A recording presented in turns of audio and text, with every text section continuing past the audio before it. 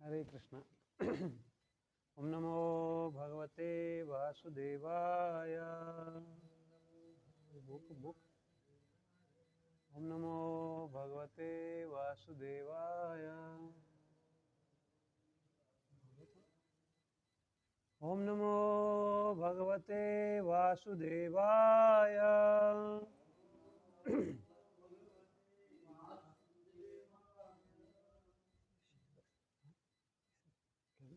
Share करना है।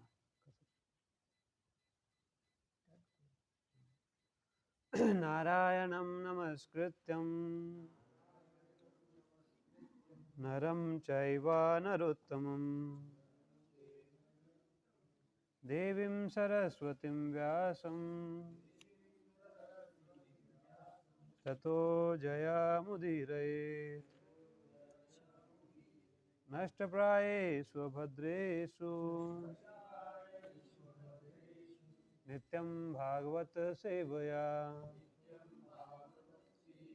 भगवती उत्तम श्लोके भक्तिः भवति नैष्ठिकीम्। श्रीमद् भागवतम से पाठ स्कंध 1 अध्याय 3 श्लोक संख्या 21।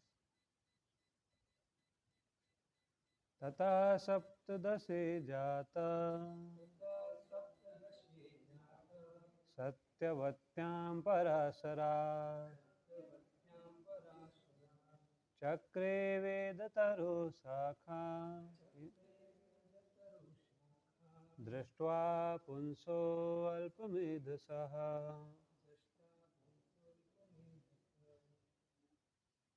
ततः सप्तदशे जाता सत्यवत्यां पराशरात् चक्रे वेदतरो शाखा दृष्ट्वा पुंसोऽल्पमेधसः। दोहराना नहीं, आप बोलें। तो सप्तदशे जाता पराशरात् चक्रे वेदतरो शाखा दृष्ट्वा पुंसोऽल्पमेधसः।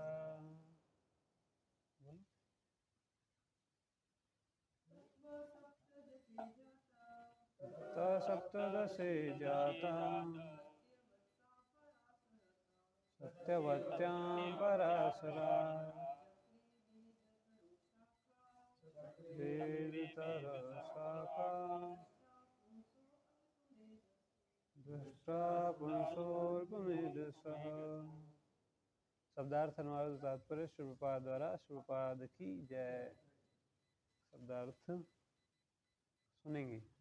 ततः तत्पश्चात सप्तदशे 17वें अवतार में जातः उत्पन्न हुआ सत्यवत्याम सत्यवती के गर्भ से पराशरात पराशर मुनि द्वारा चक्रे तैयार किया वेद तरहो वेदों के कल्प वृक्ष की शाखा शाखाएं दृष्टवा देखकर पुंसः सामान्य जन अल्पमेधसः अल्पज्ञ। अनुवाद दोहराएंगे। तत्पश्चात 17वें अवतार में भगवान पराशर मुनि के माध्यम से सत्यवती के गर्भ से श्री व्यासदेव के रूप में प्रकट हुए। उन्होंने यह देखकर कि जन सामान्य अल्पज्ञ है, एकमेव वेद को अनेक शाखाओं प्रशाखाओं में विभक्त कर दिया। तत्पर ध्यान सुनेंगे।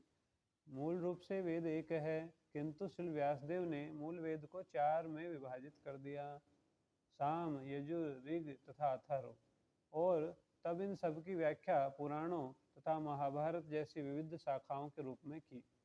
सामान्य लोगों के लिए वैदिक भाषा तथा विषय अत्यंत कठिन होते हैं। उन्हें केवल अत्यंत बुद्धिमान तथा स्वरूप सिद्ध ब्राह्मण ही समझ सकते हैं। किंतु वर्तमान कलयुग तो अज्ञानी मनुष्यों से भरा पड़ा है। यहाँ तक कि ब्राह्मण पिता से उत्पन्न होने वाली संतान भी वर्तमान युग में शूद्रों या स्त्रियों से श्रेष्ठ नहीं होती।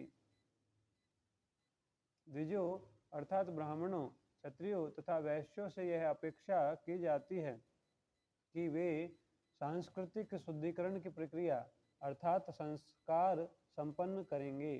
किंतु वर्तमान युग के बुरे प्रभाव के कारण तथाकथित ब्राह्मण तथा अन्य उच्च वर्ग के लोग भी सुसंस्कृत नहीं रह गए।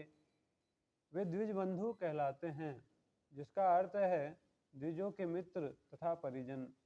लेकिन इन द्विज बंधुओं की गिनती शूद्रों तथा स्त्रियों में की जाती है। श्री व्यासदेव ने द्विज बंधुओं, शूद्रों तथा स्त्रियों जैसे अल्पज्ञों को ध्यान में रखकर वेदों की विविध शाखाओं प्रशाखाओं में विभाजित किया। ममज्ञानतिमिरान्धस्य ज्ञानाञ्जनशलाकया चक्षुर्मिलितं येन तस्मै श्रीगुरवे नमः। जय श्री कृष्ण चैतन्य प्रभु नित्यानंद श्री अद्वैत गदाधर शिवासादि गौर भक्तवृंद। हरे कृष्णा कृष्ण कृष्ण हरे हरे, हरे राम राम राम हरे हरे। मुखं करोति वाचालं पंगुं लंघायते गिरिं यत्कृपातमहं वन्दे श्रीगुरो दीनतारिणं परमानन्दमाधवं श्रीचैतन्येश्वरम्। जय कृष्ण जगन्नाथ जय वैकुंठ नामधिक, जय देव कृपा सिंधु जय लक्ष्मीपते प्रभु।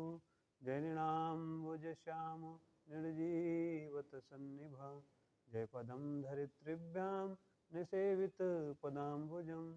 जनार्दन जगत बंधु शरणागत पालको, दास दास दास दास दासानां दासत्वं देहि मे प्रभु, दासत्वं देहि मे प्रभु, दासत्वं देहि मे प्रभु।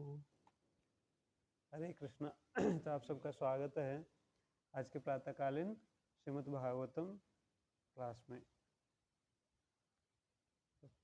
शुरुआत में हम जैसे बोला नित्यम भागवत सेवया। आप इस श्लोक को सुन चुके हैं पहले।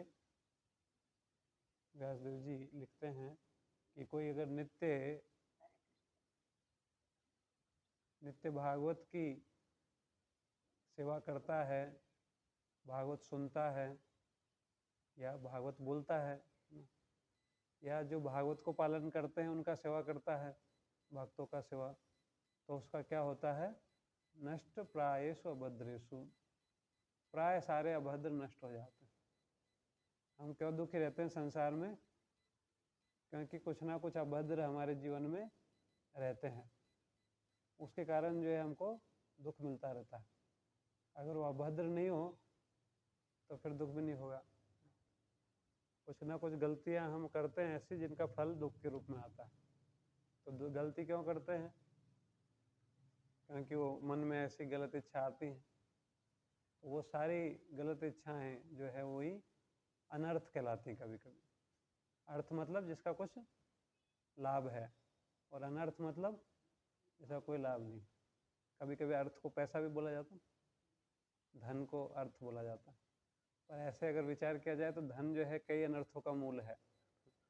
धन से ही कई प्रॉब्लम आती है, पर सामान्यतः लोग उसको अर्थ समझते हैं। तो वास्तविक अर्थ है, अगर धन को भगवान की सेवा में उपयोग किया जाए तो वो भी वास्तव में अर्थ है। इसलिए बोला गया धर्म अर्थ। धर्म के लिए जो धन उपयोग किया जाता है वो असली अर्थ है, बाकी सब अनर्थ का कारण है। क्योंकि अगर भगवान के आदेशों के अनुसार हम कार्य करेंगे तो सुख मिलेगा, हम संतुष्ट रहेंगे, आनंद रहेगा जीवन में। और भगवान के आदेशों के विरुद्ध कार्य करेंगे तो कष्ट ही कष्ट है। तो यहाँ पे जो बताया गया कि अभद्र जो हैं सारे अभद्र, अभद्र का अर्थ ही है भगवान के आदेश के विरुद्ध किया गया कार्य। एक तो भद्र होता ना, भद्र पुरुष, भद्र व्यवहार, हमारे भगवान भी है बलभद्र, भगवान सबसे भद्रों में सबसे श्रेष्ठ हैं बलभद्र।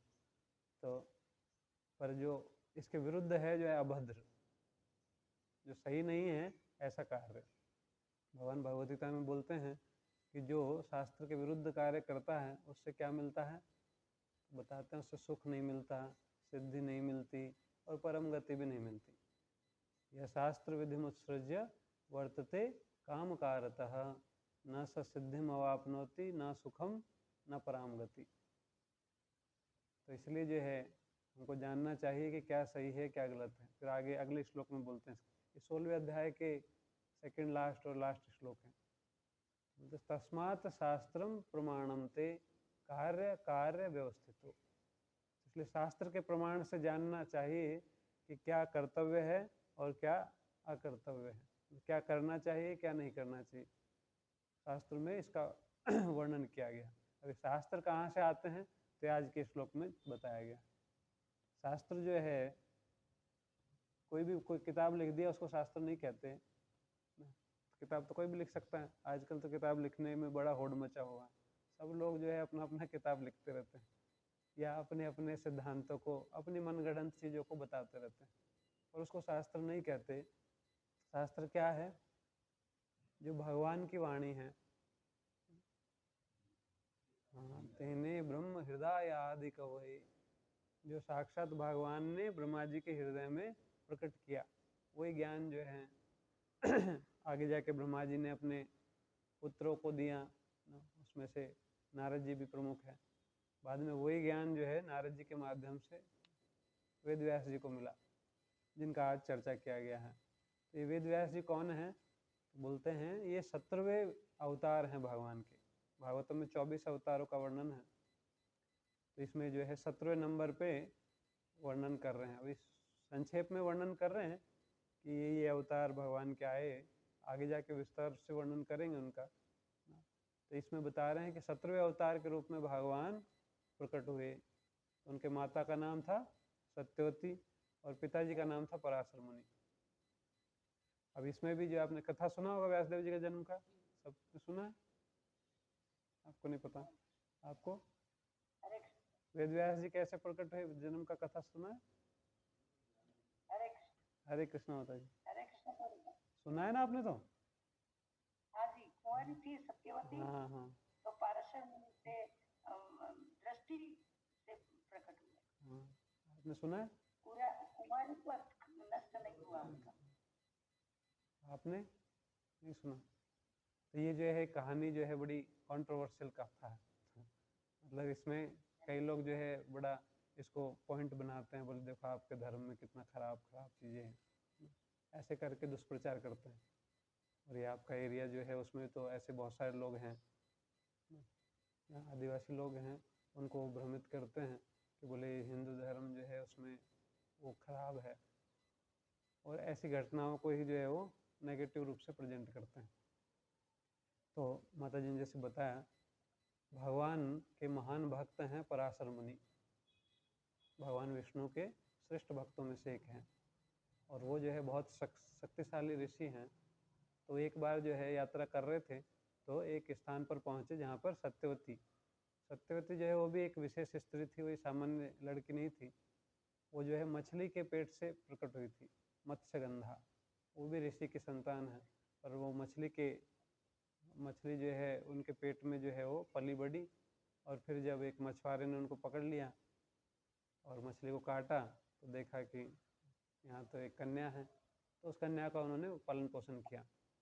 तो एक निषाद राज थे, मछुआरों के लीडर थे, उनके घर में जो है वो पली, और उसके शरीर से जो है मछली की खुशबू आती थी, मछली की बदबू आती थी। जो मछली खाते हैं उनको खुशबू आती, पर जो नहीं खाते उनको बदबू आती, तो दुर्गंध आता, मछली की बहुत तेज गंध होती है। मछली मार्केट कहीं जाएंगे तो बहुत बदबू आती है उसमें। तो उसके शरीर से मछली की बदबू आती थी, बहुत सुंदर थी।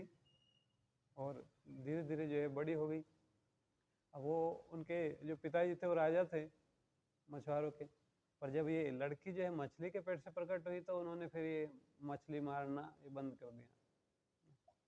अब जो है ऐसा काम नहीं, अब धर्म के काम करने लगे, बोले अब ये गलत काम बंद कर देना चाहिए, मांस खाना ये सब जो जो एक काम है वो सब बंद कर दिए। तो वो क्या करते थे, अब पुण्य कुछ बढ़े तो एक नाव रखा उन्होंने, और फ्री में जो है साधु संतों को नाव से नदी पार करा देते थे। गंगा जी थी वहाँ पर, तो गंगा जी को पार करवा देते थे। तो वो उनकी कन्या भी जो है कई बार ये सेवा करती थी। तो जब पराशर मुनि एक बार वहाँ पहुँचे तो वो पराशर मुनि को नदी पार करवा रही थी। और पराशर मुनि जो है ज्योतिष विद्या के एक प्रकांड विद्वान है। दो प्रकार का ज्योतिष शास्त्र अभी भी प्रचलित है, एक है भृगु मुनि वाला और एक है पराशरीय ज्योतिष। तो पराशर मुनि ज्योतिष के महान विद्वान हैं और भगवान के भक्त हैं, तो वो नक्षत्र गणना में निपुण है। तो उन्होंने देखा कि ये जो योग है, वो ज्योतिष को जानते थे कि भविष्य में क्या होने वाला है, इसके उन्होंने कैलकुलेशन कर लिया था। तो वो समझ गए थे कि ये जो वेला है, जो ये समय है, इसमें जो है भगवान प्रकट होने वाले हैं और उसके निमित्त मैं ही बनूंगा। तो पराशर मुनि इसलिए सत्यवती वो ये भी जान गए थे कि यही कन्या जो है भगवान की माता बनेगी। तो उनको बोले कि भगवान जो है प्रकट होंगे, तो इसलिए जो है हमारे संयोग से भगवान उत्पन्न होंगे।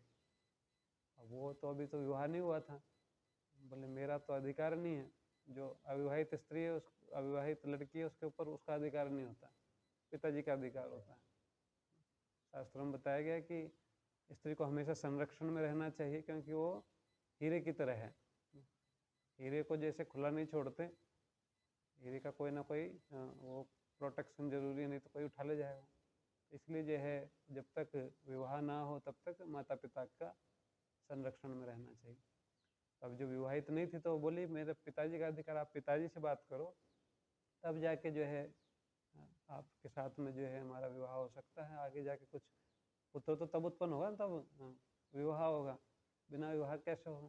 तो पराशर मुनि ने उनको बताया कि बोले आपका कौमार्य नष्ट नहीं होगा, मतलब कुंवारी ही रहोगी, शादी नहीं कर रहे, संतान भी होगा पर कुमार्य भी नष्ट नहीं होगा। ये जो है सामान्य व्यक्तियों के लिए संभव नहीं है कि जो है बच्चा भी हो जाए और लड़की कुंवारी हो, बच्चा होने के बाद थोड़ी कुंवारी होती है। तो ये पराशर मुनि उनको बताए, और आप चिंता मत कीजिए, आपको कोई दोष नहीं लगेगा, साक्षात भगवान प्रकट होंगे, आपका कीर्ति जो है युगों युगों तक प्रचलित रहेगा, और आपका जो है मछली का जो दुर्गंध है वो भी दूर हो जाएगा, सुगंध में बदल जाएगा। ये भी वरदान दिए।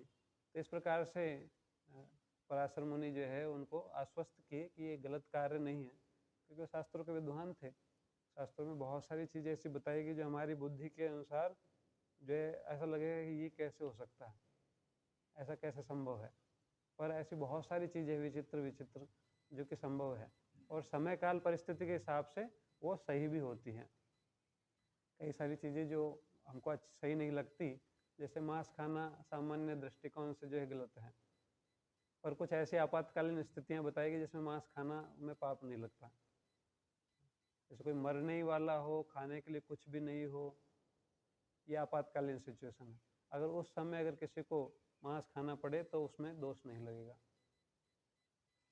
यहाँ तक कि गाय का मांस भी खाना पड़े तो भी दोष नहीं लगेगा। इसलिए आगे भागवतम में 4थे स्कंद में वर्णन आएगा, पृथु महाराज वो भी भगवान के अवतार हैं, उनके बारे में भी चर्चा पहले थोड़ा हो चुका है। तो पृथु महाराज एक बार बोलते हैं, क्योंकि पृथ्वी जो है गाय का रूप बना के भाग रही थी, तो पृथु महाराज बोले कि मैं तुम्हारे टुकड़े टुकड़े करके जनता का पालन पोषण करूंगा अगर मेरी बात नहीं मानोगी तो, ऐसा धमकी दी। तो प्रभुपाद जी तात्पर्य में समझाते हैं कि अगर ऐसी स्थिति है कि खाने के लिए कुछ भी नहीं है और व्यक्ति मरने ही वाला है, तब जो है वो पाप नहीं लगता उसका, ऐसे सामान्यतः पाप ही है। तो इस प्रकार से ऐसी बहुत सारी चीज़ें हैं शास्त्रों में जो वर्णित की गई हैं जिनमें दोष नहीं है, और वो भी ऐसा नहीं हमेशा दोष नहीं, कुछ विशेष स्थितियों में अगर वो कार्य होगा तो दोष नहीं लगेगा, और सामान्य रूप से होगा तो दोष लगेगा। जैसे किसी को मारना जो है पाप है, पर अगर कोई हमको मारने के लिए आए और आत्मरक्षा के लिए हम उसको मार दे तो कोई पाप नहीं। अभी भी ऐसा है ना, भारतीय दंड संहिता के हिसाब से भी अभी भी ऐसा है। अगर कोई आपका मर्डर करने के लिए प्रयास कर रहा है और आपने उसको मार दिया तो आपको मर्डर का दोष नहीं लगेगा, तो आपको प्रूव करना पड़ेगा कि वो मेरे को मारने आ रहा था। इसमें जो है दिक्कत आ जाएगी। और पहले जो है राजा लोग और जो दंड देने वाले इतने विद्वान होते थे कि वो पूरा समझ जाते थे, मन की स्थिति तक समझ जाते थे, इतने पवित्र होते थे, वो जान लेते थे कि व्यक्ति मन में क्या सोच रहा है। अभी भी ऐसा है, अगर कोई तपस्या का पालन करे और बहुत शुद्ध हो हृदय से तो वो समझ जाता है। जैसे एक प्रसिद्ध साधु हैं अभी, वो जो है वो पट्टी पे लिख देते हैं क्या क्या सोच रहा है, क्या विचार लिख रहा है। तभी जब वो जहाँ पे भी कुछ करते हैं तो लाखों की भीड़ लग जाती है, क्योंकि मन की बात को जान जाते हैं। ऐसे और भी कई लोग हैं जो माइंड रीड कर लेते हैं, और ये जो है थोड़ा माइंड रीड किससे भी और आगे का है। वो पिछले दिनों में क्या किया वो भी जान लेते हैं।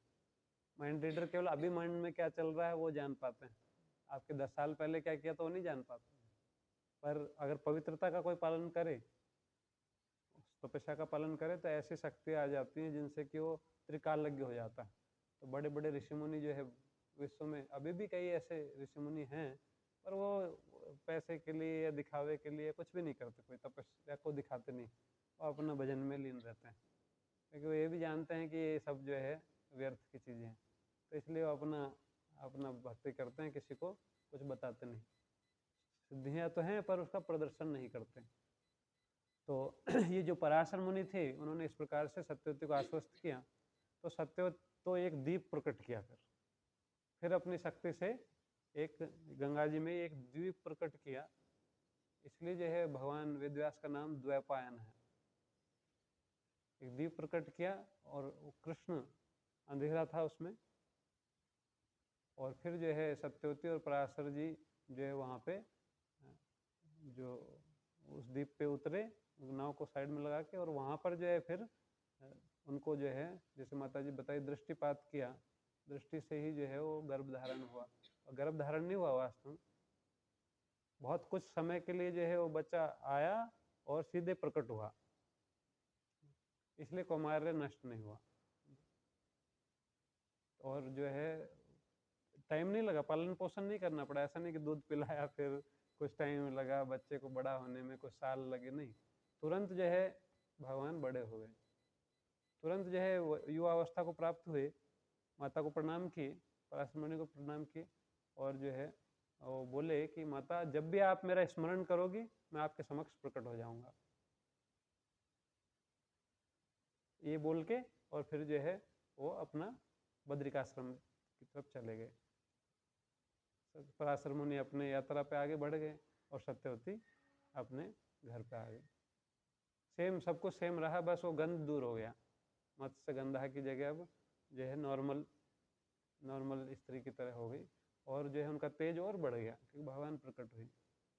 इस प्रकार से जो है ये सत्यवती और पराशर मुनि के गर्भ से, तो सत्यवती के गर्भ से प्रकट हुए पर फिर भी कुंवारी ही रही, और कुछ टाइम के लिए गर्भ रहा।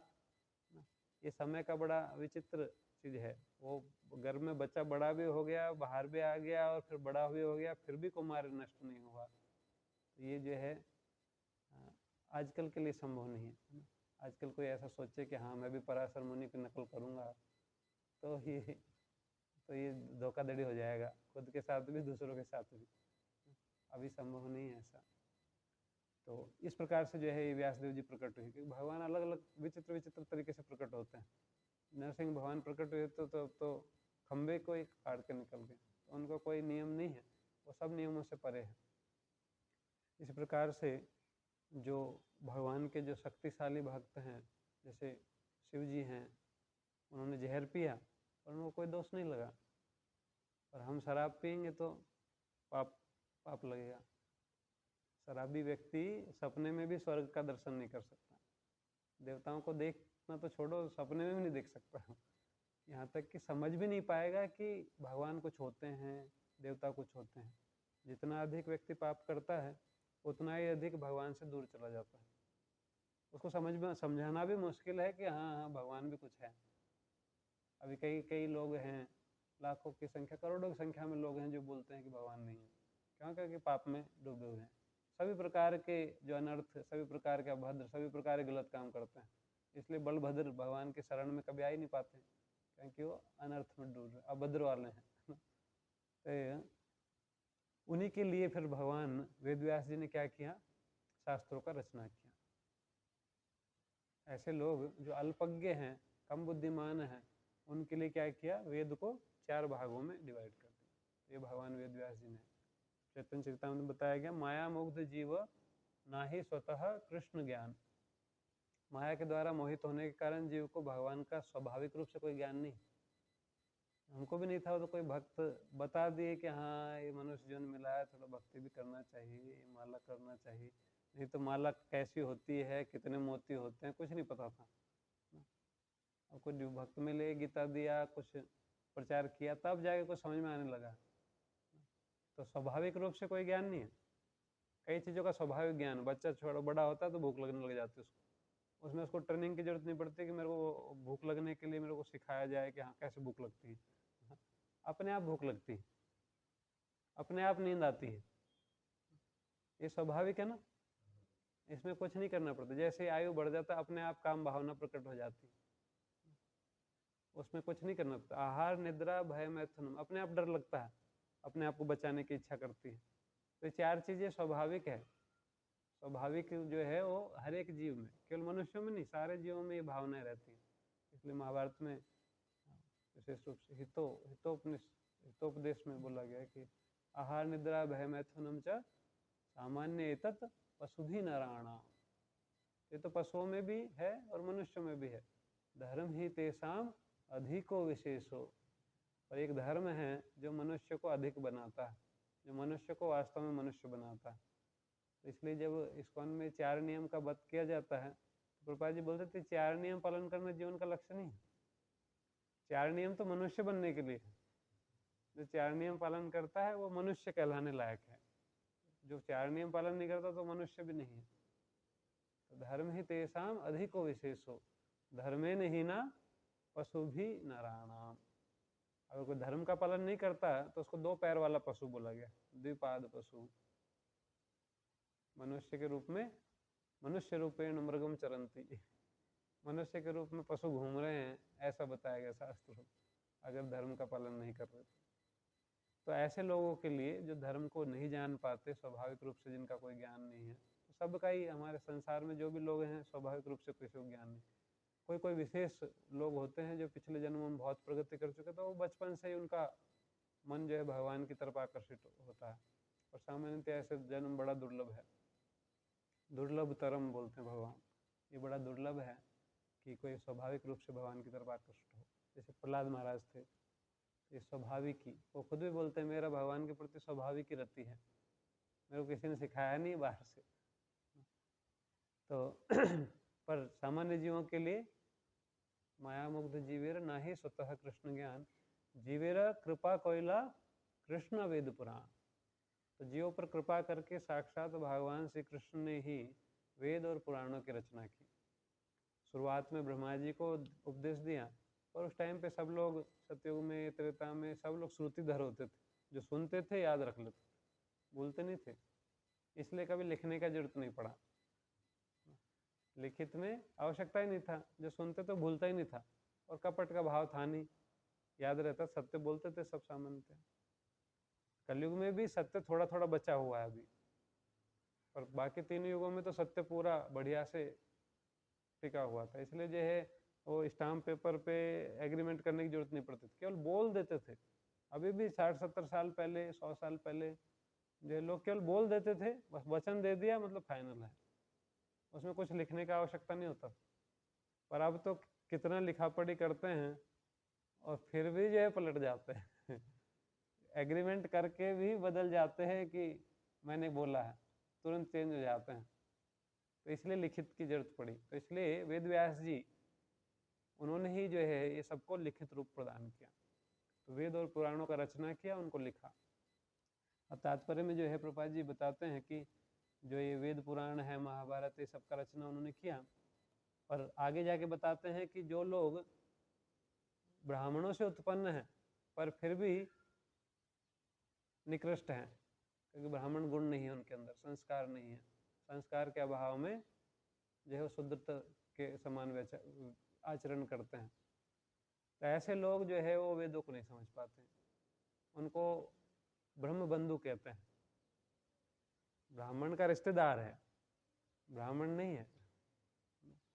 ऐसे छत्र बंधु, क्षत्रिय का रिश्तेदार है, क्षत्रिय नहीं। असली क्षत्रिय अगर किसी व्यक्ति को कोई शोषण कर रहा है या किसी को दिक्कत आ रहा है, किसी के साथ अत्याचार हो रहा है, तो वो तुरंत लड़ने के लिए तैयार हो जाएगा, मर जाएगा तो पीछे नहीं हटेगा। युद्धे च अपलायनम, युद्ध में युद्ध करने के लिए तत्पर रहता है। अगर धर्म के विरुद्ध आचरण हो रहा है तो उसको रोकने के लिए युद्ध भी कर सकता है, और पलायन नहीं करेगा। मृत्यु हो जाए पर पीछे नहीं हटेगा फिर। तो ये जो है ऐसे क्षत्रिय गुण पाए जाते हैं। पर अभी बोलते हैं लोग क्षत्रिय हैं और क्षत्रिय के नाम पे केवल मांस खाते हैं। बोले हम क्षत्रिय हैं इसलिए हमको जानवरों को खाने का अधिकार है। पर क्षत्रिय, ब्राह्मण, वैश्य और शूद्र भी चारों वर्णों में जो है मांस वर्जित है। चाहे कोई किसी भी वर्ण का हो, जो मांस खाते हैं वो 4 वर्णों से बाहर हैं, वर्ण व्यवस्था से बाहर हैं। वो मछुआरे या चांडाल कहलाते हैं, वो वर्ण व्यवस्था में नहीं आते, शूद्रों से भी नीचे हैं। शूद्र को भी ये अधिकार नहीं दिया गया कि वो मांस खाए। तो जो पापी योनियां, पाप योनियां बोलते हैं इसलिए उनको, तो वो पाप योनियां कहलाती हैं जो पाप करती हैं। अब यहाँ पे एक और चीज़ बताया गया कि आगे जाके उन्होंने द्विज बंधुओं के लिए, ऐसे छात्र बंधुओं, वैश्य बंधुओं के लिए, जो वास्तव में वैश्य भी नहीं है, अभी वैश्य का भी लक्षण है गौरक्षा। जो गाय की रक्षा नहीं करता वो वैश्य नहीं है। वैश्य का कर्तव्य है कि वो गाय की रक्षा करे। और किसी से पूछो आप क्या हो, बोले हम व्यापारी हैं। कितनी गाय हैं आपके? कुछ भी नहीं। तो काय का व्यापारी है फिर? हाँ, तो वो व्यापारी नहीं है फिर, वो वैश्य का रिश्तेदार है। पहले वैश्य होते थे, भगवान के पिताजी नंद बाबा वो वैश्य थे। कितनी गाय थी उनके पास? 9 लाख गाय थी वैश्य, वो नंद बाबा के पास। तो गाय का वो बच्चे को अपना एक राजकुमार कृष्ण भगवान, उनको जो है ग्वाला बना दिया, गोपाल। ऐसा नहीं है अभी इतने बड़े आदमी है तो इनको कुछ और काम में लगा दो, नहीं। ग्वाला बनना एक मतलब गर्व की बात थी, हाँ मैं गाय पालता हूँ। ऐसा नहीं वही क्या है पढ़ा लिखा नहीं इसलिए ग्वाला बन गया। ग्वाला मतलब बहुत श्रेष्ठ कार्य माना जाता। तो अपने बेटे को बनाया, लीडर थे भगवान सारे ग्वालों के सारे बच्चों के आगे आगे सबसे पहले जो खुद जाते थे नंगे पैर, ऐसा ट्रेनिंग था उनका। और नंद बाबा और छोटी उम्र में स्टार्ट कर दिया था। 5 साल के थे तब तो गाय चराने लग गए थे, 2-3 साल के थे तब बछड़ा चराना स्टार्ट कर दिया था। क्योंकि वो भगवान जो है आयु तो ऐसे कम था पर देखने में बड़े हो गए थे और समर्थ थे, तो इसलिए जो है कर सकते थे। अभी तो 3 साल का बच्चा जो है मोबाइल चलाता बस हाँ, उसमें एक्सपर्ट है, क्योंकि माता पिता भी एक्सपर्ट है उसमें, वो मोबाइल पकड़ा देते हैं उसको। अगर गाय पकड़ाते तो गाय चलाता। अभी कई जगह कुत्ता चलाते हैं। हाँ, कुत्ते को जो है सुबह सुबह घुमाने लेके जाते हैं।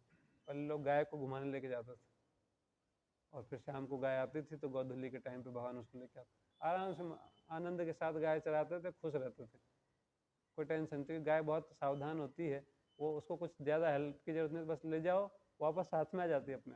कभी कभी तो जाने की भी जरूरत नहीं होती, वो खुद ही आ जाती टाइम पे। तो ऐसे बस थोड़ा देखने के लिए कि कोई शेर ना खा जाए, कुछ एक साथ रहें, अलग ना हो जाए, इस प्रकार से थोड़ा जरूरत पड़ती। बाकी वो खेलते थे भगवान वहाँ पे जाके, आनंद में रहते थे। तो फिर जो है ऐसे लोगों के लिए, और फिर इसमें बोला शूद्रों और स्त्रियों के लिए। अब ये फिर एक कंट्रोवर्शियल टॉपिक ना, कि स्त्रियों को भी जो है कम बुद्धिमान बोला गया है। तो स्त्रियों को कम बुद्धिमान बोला गया है, शूद्रों को भी कम बुद्धिमान बोला गया है। क्यों ऐसा बोला गया है? क्योंकि ये जो है जब ये स्वतंत्र रहते, मतलब इंडिपेंडेंस इनको मिलता है, स्वतंत्रता मिलता है, तो ये जो डिसीजन जो है उसमें गलती कर देती है। डिसीजन मेकिंग जो है स्त्रियों का और शूद्रों का, ये दोनों का कमजोर है। ऐसे बहुत एक्सपर्ट होती बहुत सारी चीज़ों में, स्त्रियां बहुत निपुण होती हैं, और जो निर्णय करना जो है वहाँ पे वो इमोशनल हो जाता है। अगर कोई थोड़ा प्रेम से थोड़ा चापलूसी कर दे तो फिर हाँ कर देगी उसको। जल्दी जल्दी जो है ममता का भाव होता है, एक गुण भी है, इस कारण से जो है वो बहुत अच्छे से बच्चों का पालन पोषण कर पाती हैं, क्योंकि उनका अटैचमेंट स्वाभाविक है, चीज़ों के प्रति स्वाभाविक आसक्ति हो जाती है, इसलिए भगवान से भी बहुत जल्दी आसक्ति हो जाती है। यहाँ पे आपके क्षेत्र में मीराबाई हुई है, बचपन से ही भगवान के प्रति इतना आसक्ति हुई, महान भक्त हुई, पर अगर वो आसक्ति गलत जगह चली गई तो वो जो है खुद का भी नुकसान कर लेती है और आसक्ति के लिए कुछ भी कर सकती हैं। ऐसे ऐसे मतलब शास्त्रों में वर्णन है कि शास्त्रों में वर्णन है, स्वाभाविक है, अभी भी कई घटनाएं आती है कि वो अगर किसी गलत आसक्ति में फंस गई तो अपने पिताजी का, अपने पति का, अभी एक रिसेंट केस है कि वो एक जो स्त्री थी उसने अपने प्रेमी के साथ मिलकर पति का मर्डर करवा दिया, खुद ने मार दिया, टुकड़े टुकड़े करके जो है उसको कार्टून में डाल दिया। ऐसे कितनी घटनाएं पहले हो चुकी हैं, क्योंकि आसक्ति बहुत प्रबल होती है उनकी स्त्रियों का, और अगर वो गलत डायरेक्शन में चला गया तो फिर वो विनाश भी कर सकती है, सही डायरेक्शन में चला गया तो कल्याण कर सकती सबका, इसलिए मात्र शक्ति बोला गया है। तो उनकी हेल्प करने के लिए तो वो जो है बहुत ज़्यादा एनालिटिकल स्टडी नहीं करती, उनको जो बताया जाता है वो आसानी से तैयार हो जाती है उसके लिए, बहुत सरल स्वभाव होता है उनका। कई कई गुण हैं जो स्त्रियों के हैं, पर यही गुण जो है अवगुण बन जाते हैं अगर कोई गलत गाइडेंस में फंस जाए तो। ऐसा ही सेम बच्चों के साथ होता है, छोटा बच्चा अगर उसको गलत ट्रेनिंग दे दी जाए तो वो आतंकवादी भी बन सकता है, अगर सही ट्रेनिंग दी जाए तो महान बन सकता है, महाराज जी भी बन सकता है। तो यही इसलिए जो है उनको इस प्रकार से बोला गया। ऐसा नहीं कि उनके साथ अन्याय किया जा रहा है या उनको नीचा दिखाया जा रहा है, ऐसा नहीं है, पर वो सबके साथ ही है ये भावना। अगर गलत संग में पड़ जाते हैं तो व्यक्ति गलत कार्य में चला जाता है, पर फिर भी जो है उनका तुलनात्मक रूप से ये आसक्ति का भावना, सरलता का भावना या प्रेम का भावना ज़्यादा होता है, मोह का भावना, तो वो जल्दी जो है भ्रमित होने का चांसेज है, इसलिए जो है उनको संरक्षण देने की बात कही गई, क्योंकि वो मूल्यवान है। अगर वो भ्रमित हो गई तो पूरा समाज भ्रमित हो जाता है, इसलिए भगवद्गीता में अर्जुन भी टेंशन में थे, अगर स्त्री धर्म में प्रवृत्त हो गई तो फिर तो पूरा कुल ही खत्म हो जाएगा। स्त्रीषु दुष्टासु वार्ष्णेय जायते वर्ण संकर, अगर स्त्री खराब हो गई तो फिर तो पूरा ही परिवार, पूरा कुल जो है वो नष्ट हो सकता है, इतना इम्पोर्टेंट है वो, उसकी महानता बहुत है। इसलिए जो है वेद व्यास जी ने उनके लिए विशेष रूप से महाभारत का रचना किया। महाभारत में क्या स्टोरी है, स्त्रियों को स्टोरी बनाना और स्टोरी सुनना स्पेशली पसंद है। बातचीत करने में जो है वो निपुण होती हैं, बहुत बोलती हैं, स्वाभाविक है, उनको थकती भी नहीं है उनकी। अगर कोई भक्त से भी बात करे तो वो फोन छोड़ती नहीं है, 1 घंटे 2 घंटे 3 घंटे कब बीत जाते हैं उनको भी नहीं पता चलता, बहुत रुचि है उनका बोलने में, तुलनात्मक रूप से पुरुषों की तुलना में दुगुना बोलती हैं, ऐसा सर्वे है। अगर 1000 वर्ड बोलते हैं तो वो 3000 वर्ड बोलती हैं। तो इसलिए जो है वेद व्यास जी ने देखा कि इनका रुचि बहुत है कथाओं में, और कथा सुनने में आप कहीं पर भी कोई कथा देखोगे 90% जो है स्त्रियां रहती हैं, कथा सुनने में बहुत रुचि। तो अगर सही डायरेक्शन में उनको प्रेरित किया जाता है तो फिर वो जो है कुल का उद्धार कर सकती हैं, संसार का उद्धार कर सकती हैं, पूरे परिवार को भगवान के धाम तक ले जा सकती हैं। तो इसलिए उनके लिए विशेष रूप से महाभारत पुराणों का रचना किया, और आगे जाके जो है भागवतम का भी रचना किया, और वास्तव में केवल उनके लिए नहीं, सभी के लिए है, और उनके लिए विशेष रूप से उनको लक्ष्य करके लिखा गया है कुछ चीज़ें, जिससे कि वो निम्न आसक्तियों से अपने आप को बचा पाए और उच्च आसक्तियों में भगवान की तरफ मार्गदर्शन उनका हो सके। इस प्रकार से जो है ये चर्चा किया गया है। तो वेद व्यास जी वो महान अवतार हैं जिनमें जो है जिनके कारण ये सारे शास्त्र हमको मिले हैं। शास्त्रों का पासवर्ड भी डाल रहे हैं, वो खत्म हो गया ना, वापस स्टार्ट कर देते हैं 5-10 मिनट के लिए।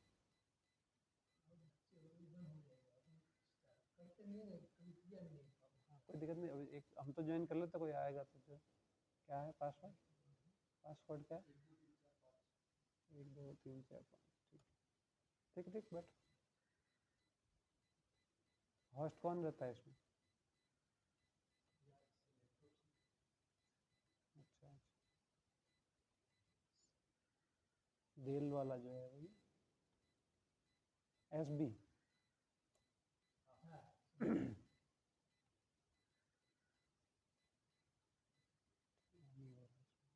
ठीक है। तो तो मैं बता रहा था कि जो वेद व्यास जी ने जो है वो सारे पुराण शास्त्र जो है हमको प्रदान किए, जिससे कि हम समझ सकें कि हमारे लिए क्या कर्तव्य है, क्या कर्तव्य है। शास्त्र में बहुत डिटेल, बहुत विस्तृत रूप से, विशेष रूप से महाभारत तो इतना बड़ा है कि उसमें तो बहुत ही विस्तृत चर्चा किया गया है। उसमें जो है हर एक चीज़, जो विशेष रूप से जब भीष्म पितामह वर्णन किए युधिष्ठिर महाराज को कि क्या कर्तव्य होना चाहिए, तो उसमें स्त्री धर्म, राज धर्म, इस स्थान का धर्म, उस स्थान का धर्म बहुत विस्तृत रूप से बताया है। और उसको ही अगर कोई पालन कर ले तो फिर वो आराम से संसार में सुखपूर्वक रह सकता है, चिंता नहीं होगा, और बहुत भौतिक रूप से भी सुखी रहेगा और आध्यात्मिक रूप से भी प्रगति करता रहेगा। और फिर बाद में जो है श्रीमद् भागवतम दिया वो नारद जी के आशीर्वाद से, पहले सारा बुक लिख लिया पर फिर जो है उनको शांति नहीं मिला, तो बाद में फिर जो है उन्होंने श्रीमद् भागवतम का प्रवचन किया। श्रीमद् भागवतम पुराणम अमूलम, ये अमल पुराण है। इसको जो है अगर कोई सुनेगा, पालन करेगा, तो इसमें जो है वो परम गति वाला, इसमें सारे कैटव धर्म, सब जो भी गलत गलत चीज़ें हैं, अभद्र हैं, उनको सबको हटा दिया गया। धर्मा प्रोजिता कैतवोत्रा परमो निर्मत्सराणाम सताम। हृदय को पूरी तरह से शुद्ध करने के लिए ये पुराण है। तो इसलिए भागवतम सुनना, पढ़ना जो है विशेष रूप से मनुष्य के लिए आवश्यक है। हमको सबको श्रीमद् भागवतम का, जैसे यहाँ पे होता ही डेली, तो रोज़ सुनना चाहिए। अब सुनने में एक एक श्लोक, 2 श्लोक चर्चा करते हैं, उसमें ज़्यादा मतलब पूरा पूरा कवर नहीं हो पाता, इसलिए अपना पढ़ना भी चाहिए कुछ कुछ। नहीं तो जो है यहाँ पे अभी 1-2 मंदिर हैं इस्कॉन के जहाँ पर पूरा भागवतम पूरा हुआ है, जो 40-50 साल से चल रहे हैं, उसमें 2 बार पूरा हुआ है, कुछ जगह 3 बार पूरा हुआ है, ऐसा हुआ। क्योंकि किसी में 15 साल लगे, किसी में 18 साल लगे, बीच में फेस्टिवल भी आ जाता है कोई, तो उसका चर्चा होता है। तो ऐसे करके 18,000 श्लोक हैं, तो उनको पूरा करने में इतना टाइम लग जाता है। तो इसलिए खुद व्यक्तिगत रूप से भी कुछ अध्ययन करना चाहिए, जिससे कि वो पूरा हमें एक बार समझ में आ सके। और उसमें कुछ प्रश्न हो तो यहाँ पे जो प्रभु जी हैं उनसे पूछ लेना चाहिए। तो इस प्रकार से भागवतम का लाभ उठाना है। ऐसे वेद व्यास जी जो है प्रकट हुए हमारे पर कृपा करने के लिए, 17वें अवतार के रूप में। हरे कृष्णा। प्रभुपाद की जय। आपका कोई प्रश्न है तो पूछ सकते हैं।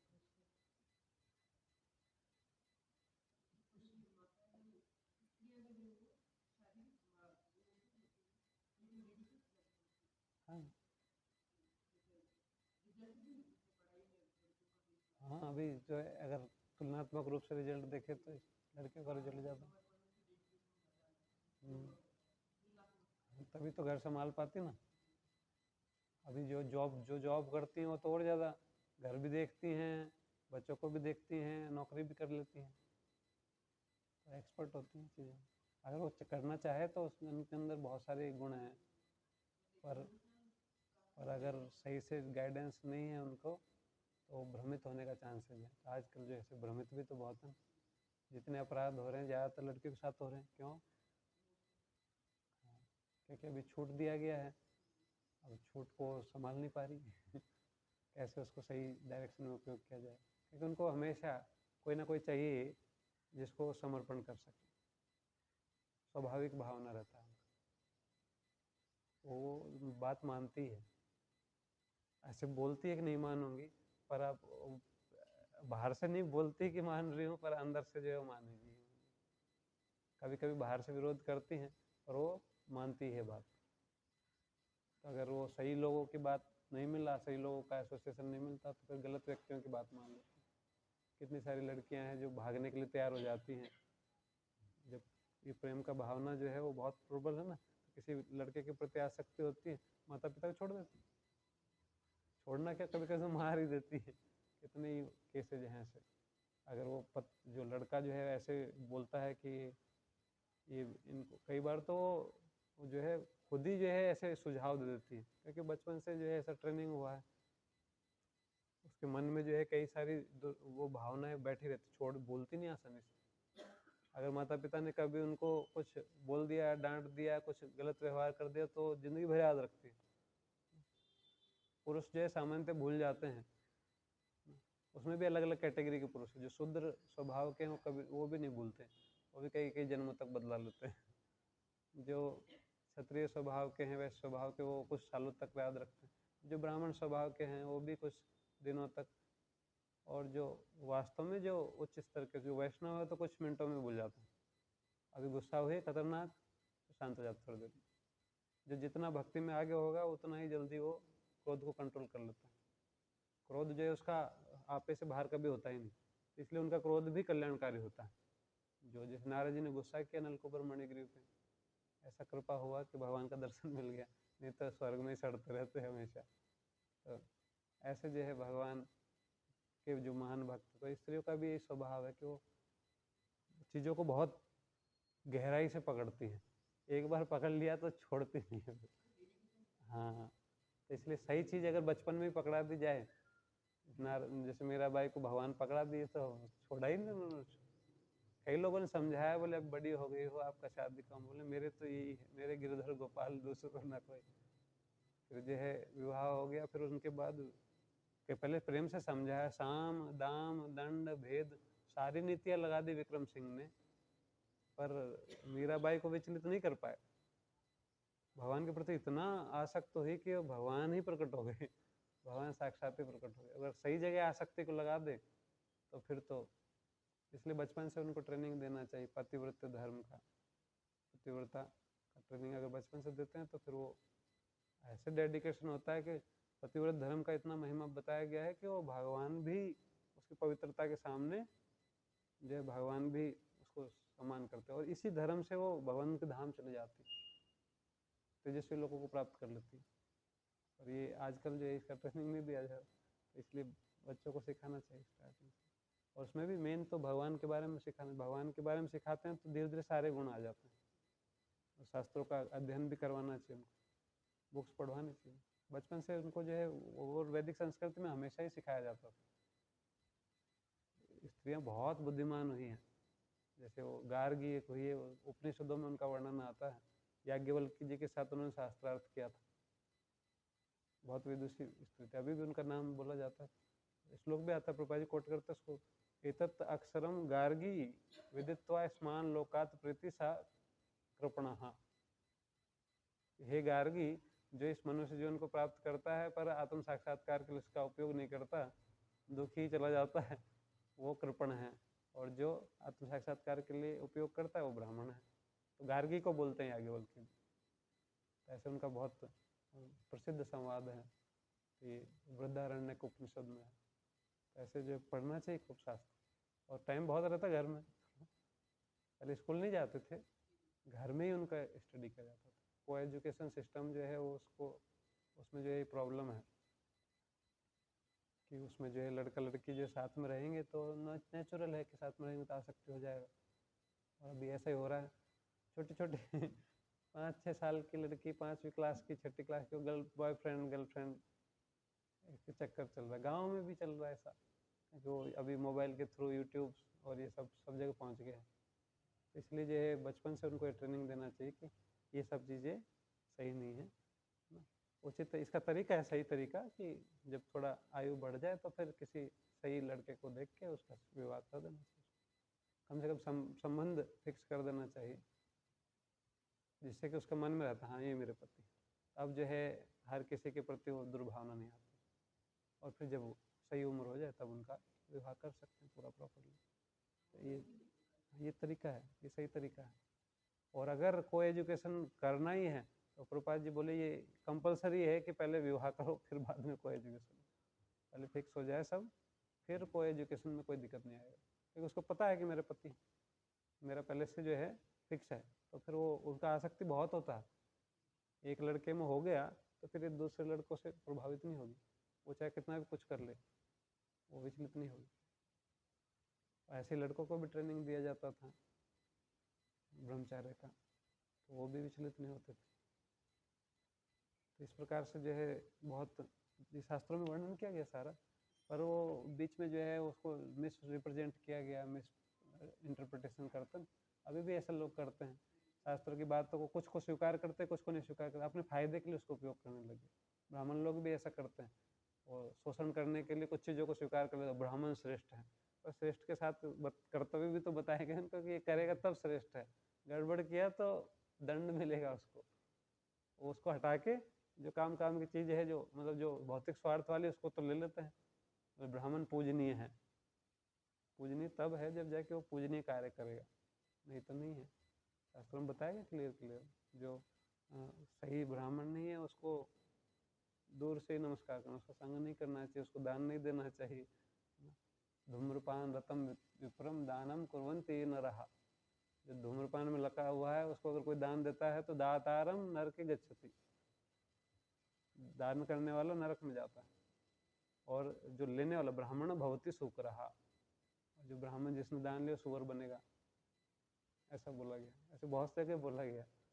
इस प्रकार से शास्त्रों की शिक्षा को अगर सही से हम समझे और उसको सही से विचार करें तो उसमें जो बहुत प्रैक्टिकल है, आसानी से समझ सकते हैं। और वो क्या है, जब अब इसमें बोला स्त्रियाँ जो है निम्न होती है तो उनका मजाक उड़ाया जाता है, और स्त्रियाँ जो है कम बुद्धिमान होती है, या स्त्रियाँ जो है वो इतनी इंटेलिजेंट नहीं है कि वो कुछ कर सके, ऐसे उसको प्रेजेंट करते तो स्त्रियों को गुस्सा आ जाता है। बोले ऐसा कैसे, इतना मेहनत कर रहे हैं हम, इतना सब कुछ कर रहे हैं, फिर भी हमको ऐसा बोल रहे हैं, तो फिर वो फॉलो नहीं करते। और सही तरीके से बताएंगे तो समझ जाते हैं कि बोले हाँ ये बात तो सही कह रहे हैं, कि हमारे अंदर ऐसी भावना आती है कि हम जल्दी विश्वास कर लेते हैं। सबसे ज़्यादा ठगी जो होती है अभी भी वो स्त्रियों के साथ होती है, ऑनलाइन ठगी में भी स्त्रियों के साथ ज़्यादा हो रहा है, कई पुरुषों के साथ में भी होता है, पर तुलना अगर करेंगे तो ज़्यादा मात्रा में जो ठगी का शिकार लड़कियाँ बनती हैं। बड़े बड़े ठगी हुई है, बड़े खतरनाक, कई जीवन ही बर्बाद हो गया। अभी कितने केस है जो लड़की को टुकड़े टुकड़े करके जो है मार दिया गया। जिस लड़के के ऊपर भरोसा करके उसके साथ में रही थी, माता पिता को छोड़ के गई थी, उसी ने मार दिया। कितने केस आ गए, क्योंकि वो जल्दी विश्वास कर लेते हैं, समझ नहीं पाती कि कैसा व्यक्ति है, ज़्यादा सोचती नहीं। सब मन में तो विचार आता है कि हाँ ये कुछ ना कुछ धोखा दे रहा है मेरे को, सबका मन है, पर वो उसको बोलते नहीं ऐसा नहीं है तो वो मान जाती है, बोले ऐसा मेरा कोई इंटेंशन नहीं था, तुरंत जो है पिघल भी जाती। इसलिए जो है मजबूत बनने की आवश्यकता है, ऐसे ट्रेनिंग लेना चाहिए, शास्त्र पढ़ना चाहिए, कुछ समझ में नहीं आता क्लियर करना चाहिए।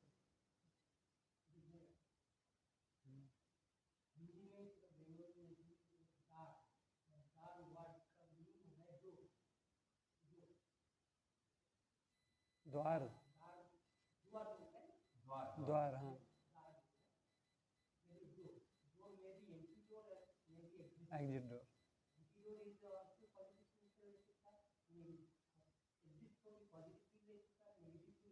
हाँ,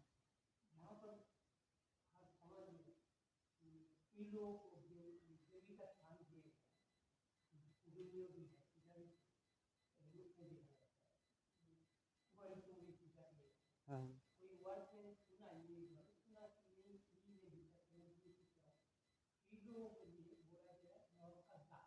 हाँ,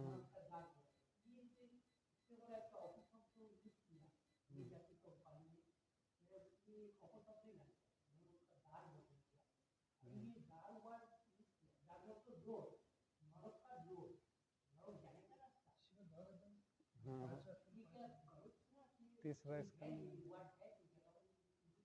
महत द्वारम, क्या है,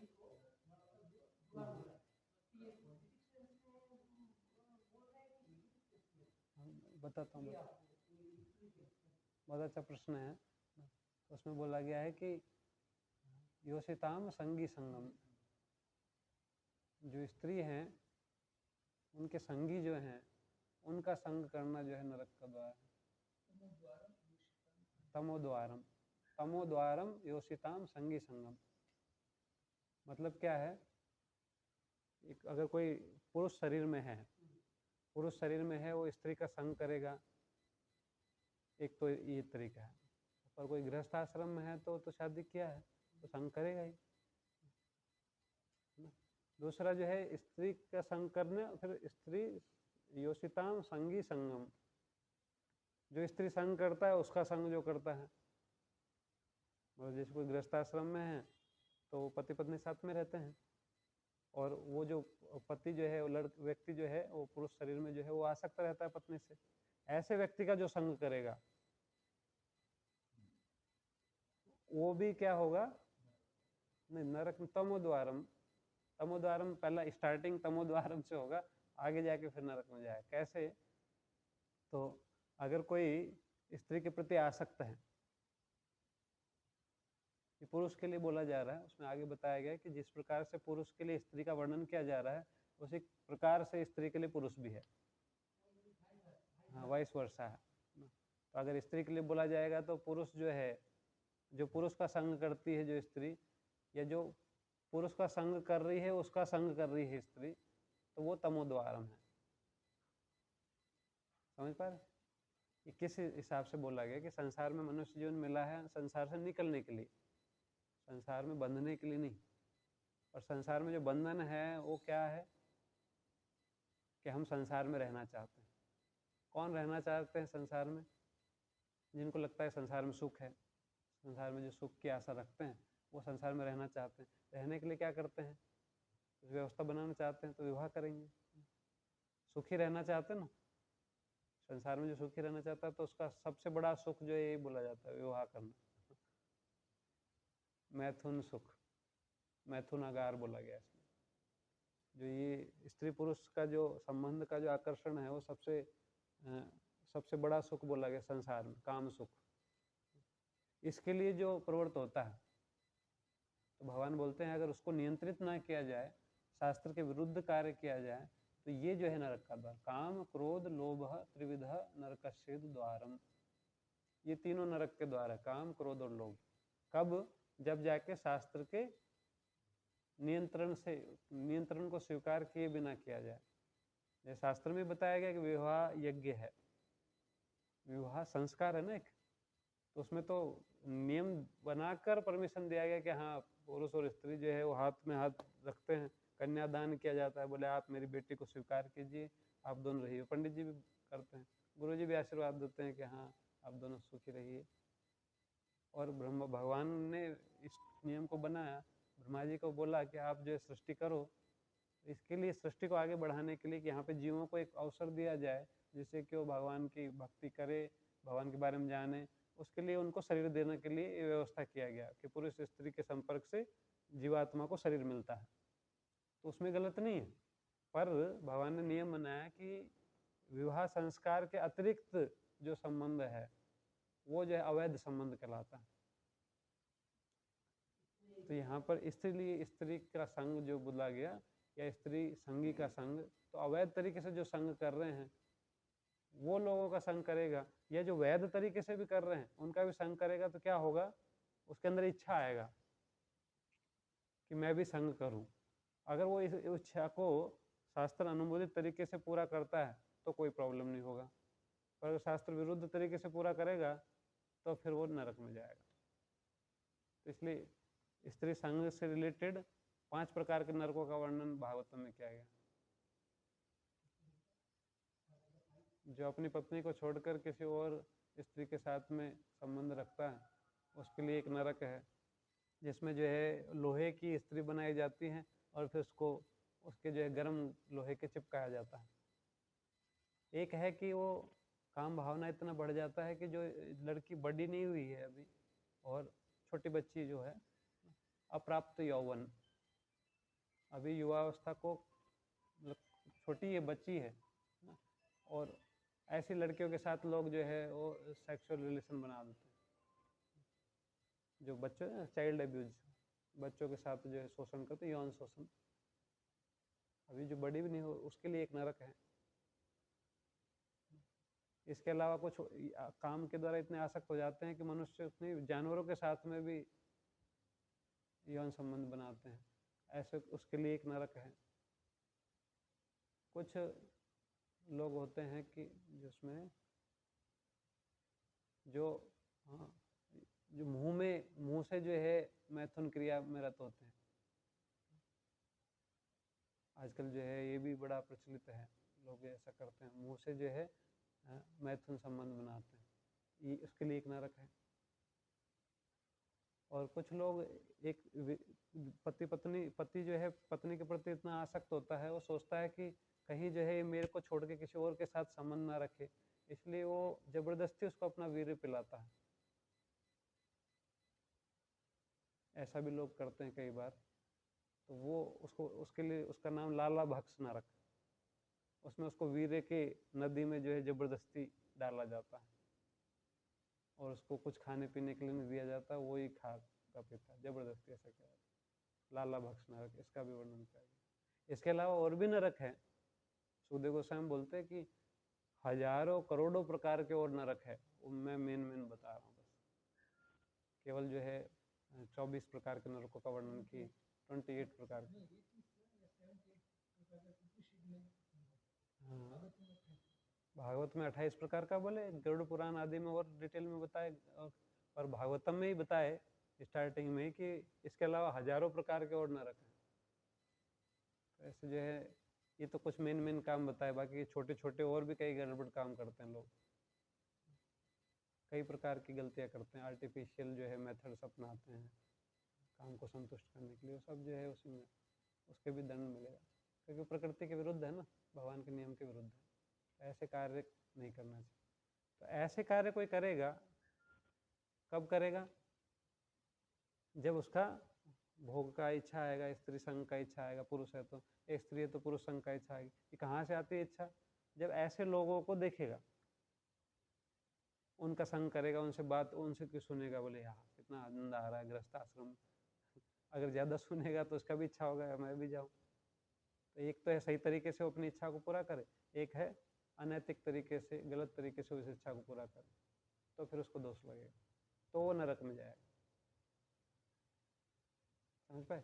इसलिए स्त्री को बोला नहीं गया, ना पुरुष को बोला गया, वो जो धर्म के विरुद्ध जो आचरण करते हैं उसके लिए ऐसा बोला गया। समझ पाए? 5वें स्कंद में अंतिम अध्याय में इसका वर्णन किया गया। अब कैसे बचेंगे इससे ये भी बताया गया 6ठे स्कंद में कि इसके बचने का एक ही तरीका है, क्योंकि ये प्रवृत्तियां जो हृदय में पाई जाती हैं, जैसे ही ऐसा अनुकूल संग मिल जाता है तो वो प्रकट हो जाती है। सभी लोग अच्छे हैं ऐसे, पर वो मन के अंदर कई कई जन्मों के दूषित विचार पड़े हुए हैं, और अभी इस जन्म में भी कई कई विचार आ जाते हैं। कोई जैसे विचार वाला है उसका संग करने से वैसे विचार आ जाते हैं। किसी ने कुछ बोल दिया, सुन लिया, याद रहता है। अब वो बीच में कभी 20 साल पहले बोला था वो याद आ जाता है एकदम से। तो वो जो विचार पड़े हुए हैं वो जैसे ही वैसा संग मिलता है वैसे वो प्रकट हो जाते हैं, तो प्रवृत्ति बन जाती हो। तो ये प्रवृत्ति और कोई तरीका नहीं जिससे नष्ट हो सकती। पाप की प्रवृत्ति को खत्म करने का कोई तरीका नहीं, केवल एक ही तरीका है, वो है भगवान वासुदेव की भक्ति। केचित केवलया भक्त्या वासुदेव परायण अगम धुनवंती कार्ष्णेय निहारम एवं भास्कर। केवल मात्र भगवान की शुद्ध भक्ति से ये प्रवृत्तियों को दूर किया जा सकता है, इतनी आसानी से दूर नहीं होती। नहीं तो पड़ा रहता मन, बाहर से हम दिखाते हैं कि हाँ कपड़े बदल गए, तिलक बदल गए, बाल भी उतर गए, पर मन में जो है इच्छाएं बनी रहती। तो इसलिए बहुत सावधानी से जो है भगवान की भक्ति का पालन करना होता है, तब जाके भक्ति करते रहेंगे तो फिर प्रवृत्ति दूर होगी। एक और प्रश्न। हाँ,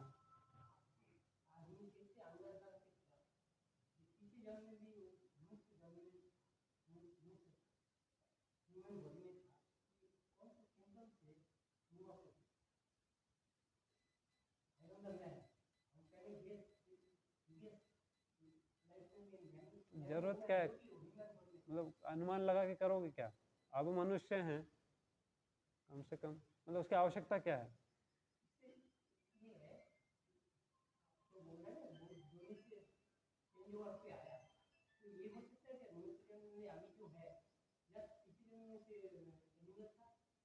हो सकता है।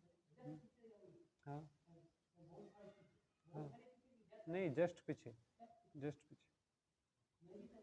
हाँ 3 प्रकार की योनियों से मनुष्य शरीर मिलता है, ऐसा बताया गया कि एक तो बंदर से, एक गाय से, जो गाय हैं वो सब मनुष्य बनेंगे अगली बार, एक जो है शेर, शेर भी मनुष्य बनेंगे, 4 बोलेंगे, एक हाथी भी बोलेंगे, ऐसा बताया गया है। मैंने सुना है, ऐसा भी पढ़ा तो नहीं कहीं, पर सुना है कि 4 से जो है मनुष्य होना। बंदर का तो प्रभुपाद जी भी बोले हैं कि बंदर से जो है मनुष्य, बंदर मनुष्य नहीं बने, बंदर मर जाता है उसके बाद वो मनुष्य बनता है। तो हाँ, एक जंप में नहीं, वो सिस्टम बनाया गया ना, जो पहले जो है वो जीव जो है वो एक कोशी के जीव बनेगा, फिर जलचर बनेगा, फिर जलचर में पेड़ पौधा बनेगा, उसके बाद फिर चलने वाला बनेगा, फिर उभयचर, फिर जो है पशु बनेगा 4 पैर वाला। तो पशुओं में जो है फिर कई प्रकार के पशु हैं, उनको प्रगति करते करते फिर ये तो गाय बनेगा, गाय बनने के बाद मनुष्य बनेगा, या फिर बंदर बनेगा, बंदर बनने के बाद मनुष्य बनेगा, या फिर शेर बनेगा। नहीं, साइंस बोल रहा है कि बंदर जो है धीरे धीरे बंदर ही आदमी बन गया। हम बोल रहे हैं कि बंदर मरा और मरने के बाद उसको उस आत्मा जो है वो मनुष्य शरीर मिला उसको, ये हम बोल रहे हैं, ये करेक्ट है। साइंस बोल रही है कि आत्मा होती ही नहीं है, आत्मा का जानकारी नहीं साइंस को, तो ना वो तो मानती नहीं ना आत्मा को, वो तो बोलते शरीर ही सब कुछ है, तो इसलिए जो सभी प्रश्नों का उत्तर नहीं दे पाती, कहीं ना कहीं उलझ जाते हैं, ऐसा है। पर जो वैदिक संस्कृति है, वैदिक सिद्धांत है कि जीवन जीवन से ही आता है, पदार्थ से जीवन नहीं बनता। इसके लिए प्रभुपाद जी का पुस्तक है कि जीवन का स्रोत जीवन, आप पढ़ सकते हो, बहुत सुंदर, उसमें इसके पूरे डिटेल में वर्णन किया गया, आप वो पढ़ो, कुछ समझ में नहीं आया तो प्रभु जी हैं उनसे पूछो, सारे प्रभुपाद जी की पुस्तकें पढ़ो आप। प्रभुपाद जी 70 साल की उम्र में किताबें लिखी हैं, साधु सन्यासी नहीं थे, स्टार्टिंग से गृहस्थ आश्रम में थे, बाद में फिर जो सन्यास लिया, बंगाल के थे आपके यहाँ, कलकत्ता के, तो वो पढ़ोगे तो उसमें पूरा कई साइंटिस्टों को भक्त बनाया उन्होंने, बंगाली भाषा में भी, इंग्लिश में भी, आप तो इंग्लिश पढ़ लेते हैं, इंग्लिश में पढ़ो। प्रभुपाद जी ने ओरिजिनली इंग्लिश में लिखा, तो क्योंकि वो विदेश में प्रचार करने वाले थे, गुरुजी ने बोला था इंग्लिश में प्रचार करना, इंग्लिश में लिखा है, इंग्लिश में पढ़ोगे और ज़्यादा समझ में आएगा आप।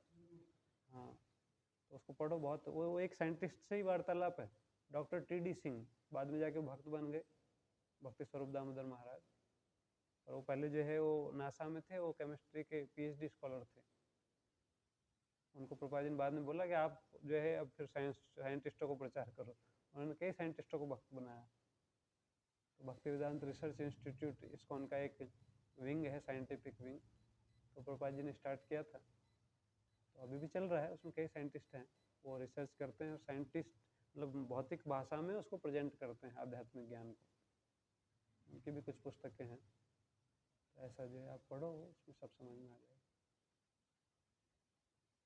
टाइम हो गया जाने का स्कूल अच्छा, आज स्कूल जाएंगे ना, स्कूल छुट्टी ले ली आज, बहुत बहुत धन्यवाद।